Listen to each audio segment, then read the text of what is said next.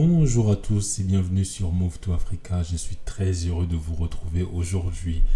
Alors, je vais réagir à la vidéo de Philippe Simo qui s'intitule 5 secrets des Chinois, des Indiens, Juifs et Libanais pour réussir que les Africains ignorent. C'est parti tout de suite. Je lance ta vidéo, je monte le 5 volume. éléments en commun. Les Chinois, les Libanais, les Juifs pratiquent tous les 5 éléments que l'on va voir dans cette vidéo. Je suis donc convaincu que si la communauté africaine applique ces 5 stratégies, dans quelques années, vous allez voir des résultats fulgurants en termes économiques dans nos communautés. C'est parti. Déjà, je tiens à souligner qu'il y a 3 ou 4 des peuples qu'il a cités qui sont majoritairement en Afrique. Je parle des Chinois par exemple, qui commencent maintenant à immigrer. Les Indiens, on en trouve. Les Juifs un petit peu moins. Et les Libanais, on en trouve, mais à foison. Donc voilà, c'est déjà quelque chose de curieux. Des gens là qui n'aiment pas retourner en Afrique, qui avancent toutes sortes d'arguments. Vous voyez, les communautés que Philippe prend pour exemple, la plupart d'entre elles, donc 1 Chinois, 2 Indiens, 3 Juifs, 4 Libanais, donc 3 sur 4 sont très présents en Afrique. Donc ça veut bien dire que le continent africain a du potentiel. Ils ne sont pas là simplement pour observer la nature et faire des safaris. Non, ils sont là pour faire du business. Donc c'est parti, je continue la vidéo. Et grâce à cette entreprise-là, il permet à des étudiants... Bon, là, il parle de sa conférence. D'ailleurs, pour information, je vais participer à cette conférence-là. Donc je vais passer cette partie-là et on commence tout de suite. Le monde ont en commun. La première caractéristique que j'ai pu observer, c'est que ce sont des gens qui vivent ensemble. Je ne sais pas si vous avez remarqué ça, mais partout là où vous allez dans le monde, vous avez la logique, par exemple chez les Chinois, de se regrouper ensemble dans un même endroit. Ça, c'est tellement vrai. Donc pour les Chinois, pour les Juifs, c'est tellement vrai. Ils créent leur propre quartier où ils cohabitent ensemble. Et cela a simplement une raison, ça facilite non seulement l'intégration, mais ça facilite aussi le business, clairement. Après, il y a aussi des quartiers où on voit les Africains vivre ensemble, mais la plupart du temps, il faut les dire, c'est pas vraiment leur choix. Et je pense que Philippe en parle dans la vidéo, quoi. C'est des quartiers qui sont réputés comme violents, dangereux, pauvres, et tous les maux de la terre, quoi. Donc voilà, donc je pense que ça serait vraiment une très bonne chose si on peut regrouper l'élite africaine dans un même quartier. Et je pense que c'est le cas d'une ville aux États-Unis. Dans ce genre d'endroit. Or, on voit bien que les autres communautés ont la volonté de se réunir à un endroit. Donc ça, c'est un premier élément très important. Ils habitent ensemble. Un truc que j'ai remarqué, par exemple, que les Libanais faisaient beaucoup, mais aussi les Chinois, quand ils ouvrent un commerce, ils habitent en haut. Beaucoup d'immeubles que l'on voit dans lesquels il y a des... Voilà, et ça, c'est l'une des erreurs que la diaspora fait lorsqu'elle retourne en Afrique.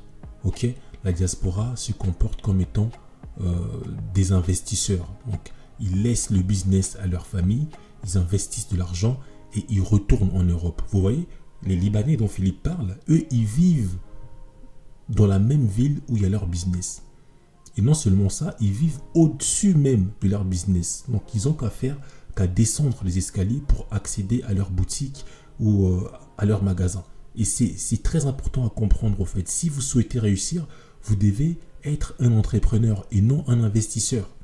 Vous devez entreprendre, mettre la main à la pâte, être là sur place, gérer les finances, gérer le personnel et savoir aussi faire le métier, le cœur de votre business.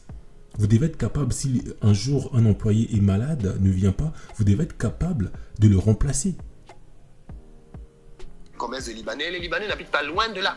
Voilà. Vous allez par exemple à Douala, à Maison H, vous allez remarquer que les gars qui ont Maison H habitent en haut. Voilà. Prévoit l'appui, Maison H. Voilà. Très bon exemple. Être libre, par exemple, de pratiquer sa religion pour certains d'entre eux. Mais dans tous les cas, on constate que ces communautés-là qui réussissent à l'étranger, pour la plupart d'entre elles, s'activent à faire du business. Pareil pour des Indiens. Quand les Indiens vont quelque part, ils font du commerce. Voilà. Deuxième point.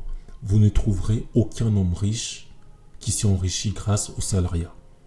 Tous les hommes riches ont soit créé une entreprise, soit repris une entreprise. C'est un fait.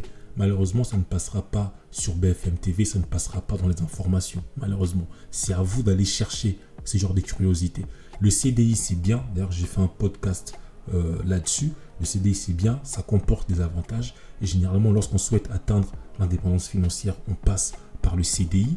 Mais il faut savoir que si vous voulez développer le continent, participer du moins à son développement, si vous voulez vous-même vous développer, vous enrichir, devenir indépendant financièrement, vous devez absolument créer une entreprise ou reprendre une entreprise. C'est un fait au fait. On ne devient pas riche avec un CDI. Que ce soit une petite boutique dans laquelle ils vont revendre quelque chose, ils vendent des choses. Vous pouvez le voir à Paris, ce sont des Indiens par exemple, des Pakistanais qui vendent la nourriture africaine. Oui. Ils vendent la nourriture africaine parce que dans leur esprit, ils ont peut-être du mal avec la langue. Et donc du coup, ils savent que leur intégration du point de vue de la société va être compliquée parce qu'ils ne parlent peut-être pas la langue. Mais avec le business et l'argent, on va s'entendre tout de suite. Vous avez des... Tout à fait. Et c'est l'un des problèmes au fait avec la communauté noire. Vous savez, à une époque, tout le monde se moquait des Chinois. Hein. On disait même arrête tes chinoiseries. Mais aujourd'hui, qui dit encore arrête tes chinoiseries? Les Chinois se sont fait respecter en France. Ils se sont imposés. Et est-ce qu'ils ont changé leur forme des yeux? Absolument pas.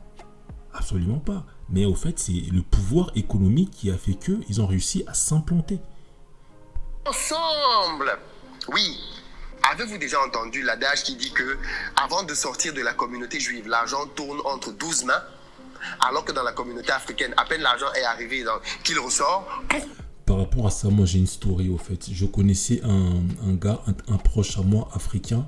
Au fait, le midi, quand il allait manger avec ses collègues proposaient des restos. Bon, il avait des collègues juifs qui proposaient des restos juifs. Ils y allaient tous ensemble. Certains proposaient d'autres restos un peu gastronomiques. Ils y allaient tous ensemble. Et je lui ai demandé, mais pourquoi toi tu proposes jamais que vous allez dans un resto africain? Et il n'a pas su me répondre au fait. Les gens ont honte au fait d'essayer d'emmener leurs collègues, d'emmener leurs amis dans des restaurants africains pour faire tourner l'argent dans la communauté. On a ces complexes là au fait. Ah, je vais ramener mes collègues dans un restaurant africain. Est-ce qu'il n'y aura pas un chevet dans la soupe? Pourquoi vous imaginez toujours le pire au fait? Pourtant eux, ils vous invitent dans des restos libanais s'ils sont libanais. Ils vous invitent dans des restos maghrébins s'ils sont maghrébins sans aucun complexe. Et pourquoi nous, on doit seulement toujours s'imaginer des situations un peu gênantes qui vont se produire quand on va inviter nos collègues dans un resto africain, hein? Vous voyez? Donc pour moi, il n'y a pas beaucoup de business, il n'y a pas autant de business que la communauté juive, mais il y en a quand même des business africains. Ça existe quand même. Pas autant, mais ça existe. Donc essayons aussi au fait de s'initier nous-mêmes déjà à acheter africain et aussi à ramener nos connaissances dans des business afro. D'après vous, est-ce que vous pensez que c'est parce que les juifs veulent juste distribuer l'argent entre eux? Non, c'est parce qu'ils ont créé un système qui favorise le fait que l'argent reste entre les mains de la communauté. Et comment ça marche donc? En créant des business complémentaires. Pourquoi est-ce que quand un noir reçoit de... Tout à fait. Je suis vraiment d'accord avec Philippe sur ce point-là. C'est-à-dire que dans la communauté afro, on n'a pas l'esprit entrepreneurial. Les entrepreneurs sont rares au fait. En fait, les gens qui sont entrepreneurs dans la communauté afro, ils sont vus un peu comme, je sais pas comment dire, comme des signes noirs. Voilà. C'est un peu ça, quoi. Alors que dans les communautés que Philippe cite, les Chinois, être entrepreneur, c'est normal, c'est la normale au fait. Être entrepreneur, avoir une boutique en étant indien, c'est la norme. Vous voyez? Mais dans la communauté afro, quand vous êtes entrepreneur, vous êtes un peu du côté anormal. Bon, on vous respecte quand même, mais j'imagine bien si vous allez vous présenter à votre belle famille par exemple, en disant que vous êtes entrepreneur, je sais pas si ça va passer quoi. Je sais pas, parce qu'on a encore du mal avec ça quoi. C'est pas assez plébiscité à mon goût. Quatrième point que j'ai remarqué et qui découle des précédents, c'est qu'ils envoient leurs enfants dans les meilleures écoles. Je ne sais pas si vous avez remarqué, mais la diaspora chinoise... Sur ce point-là, je suis un petit peu dubitatif parce que justement, je pense que la chose qui fait que la communauté n'a pas l'esprit entrepreneurial, c'est le fait d'être trop centré sur les études. Je ne sais pas où Philippe veut en venir en disant ce point-là, mais on va l'écouter pour en savoir plus. Parce que je pense que les Africains aussi, pas tous, mais quand même une bonne partie, en France du moins, envoient leurs enfants dans des bonnes écoles. quelques années, va se faire ressentir de manière fulgurante en France. Ces enfants de ces parents-là vont dans les meilleures écoles. Ils vont à Polytechnique, ils vont à l'ENA, ils entrent dans les meilleures écoles. Pourquoi?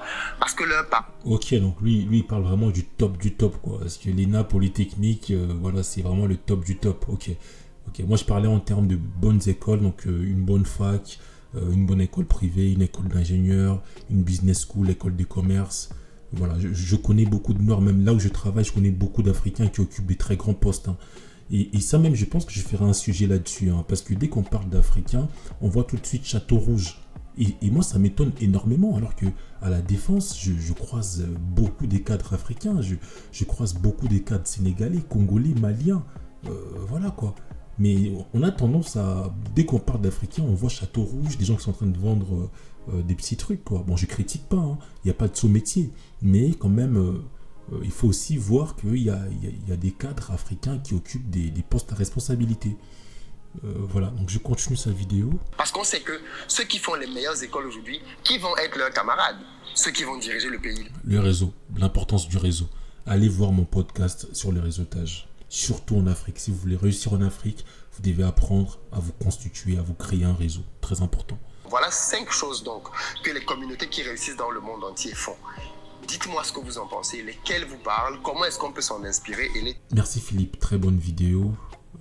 Donc j'espère que vous avez apprécié ma réaction et je vous donne rendez-vous le 10 octobre au château de Versailles. Merci, bonne soirée, c'était Michel pour Move to Africa.